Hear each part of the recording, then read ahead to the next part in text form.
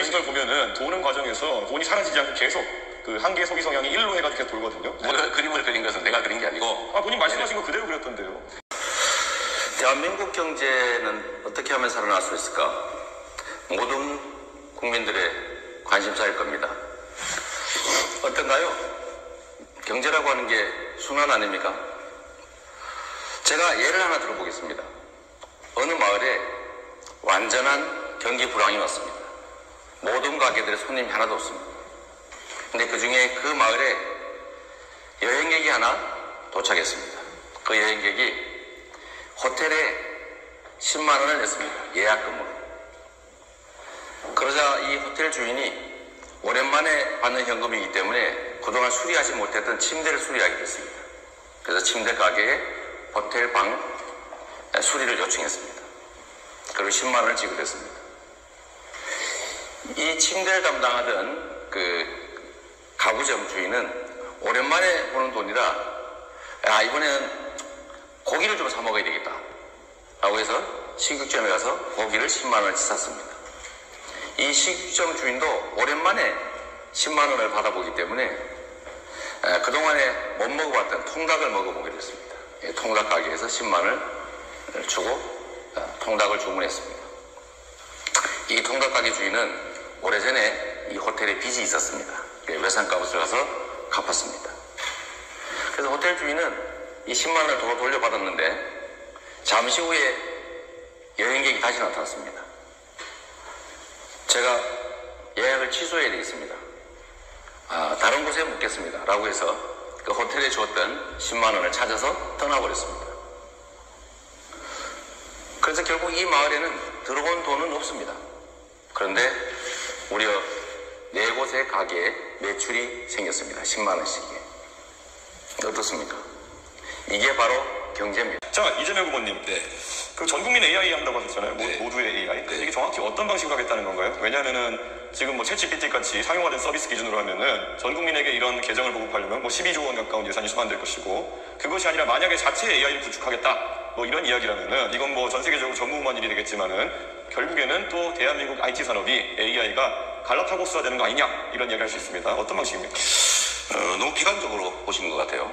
제가 드리는 말씀은 지금 현재도 지금 우리가 챗GPT를 저 같은 경우는 $22 정도를 주고 이제 유료로 쓰고 있죠.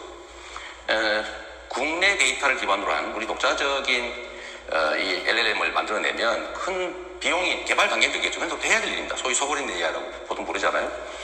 거기에 개발을 집중해서 우리 국민들은 최소한 전자계산기를 쓰듯이 이런 챗GPT를 무료로 쓸 수 있게 하겠다. 근데 생각하는 것만큼 뭐 12조 원이 들거나 그러지는 않을 겁니다. 그러면 개발했을 때 그 개발 주체를 지정해서 뭐 입찰을 할 겁니까? 아니면 잘 만들어진 걸 뭐 모르겠다는 겁니까? 그러니까 말씀드린 대로 우리가 이제 연구개발 예산을 만들잖아요. 그러면 정부가 지원을 하지 않습니까? 어차피 R&D 예산을. 그 민간기업들하고 연합을 해서 공동개발을 하면 되죠. 운영 주체는 민간도 하고. 그럼 예를 들어 한 3가지의 AI 시스템이 나왔다고 봅시다. 그럼 하나를 선정하실 겁니까? 아니, 그거를 같이 합동으로 연구 개발하면 된다는 거죠. 하나의 단일체, 우리 국가만의 그런 AI 그렇죠. 네. 천하통일의 사람 안 되겠다 이런 말씀이십니까? 파국적입니다.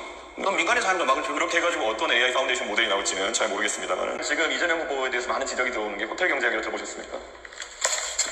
그 본인이 지어낸 말이죠. 그런 성장을 말한 게 아니고 경제 순환이 필요하다는 걸 극단적으로 단순화해서 설명한 거예요. 그럼 그 경제 순환을 했을 때 이게 결국에는 케인지언 승수 효과 같은 것을 노리고 하신 말씀이십니까? 아니면 어떤 취지입니까? 승수 효과 얘기를 한 거죠.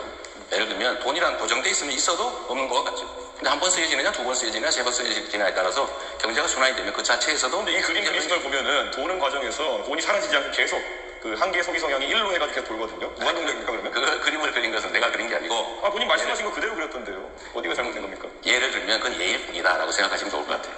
근데 그때 잘못됐다 생각하셨다면 왜 며칠 전에 또 하셨어요? 저는. 이게 왜 잘못됐습니까? 그럼 그렇게 1로 계속 돕니까 소비 성향이? 아니, 1로 돌지는 않죠. 그건 극단적인 예를 한번 들어본 거라니까요. 왜 그렇게 단순하세요? 단순하게 말씀하셨잖아요. 근데 이걸 그냥 치우라고 단순하게 말한 거예요. 호텔이 취소한다는 부분까지 완벽하게 그림의 인들을 말씀하시지 않습니까? 그런 것처럼 경제는 순환이 중요하죠. 저는 이재명 후보님께 명쾌하게 좀 해명하실 기회를 드리는 건데 그냥 그게 그런 거다 이러고 가시면 되겠습니까? 저는 충분히 설명해서 이해를 못 하시는 것 같아요. 그런 겁니다. 그래요. 예.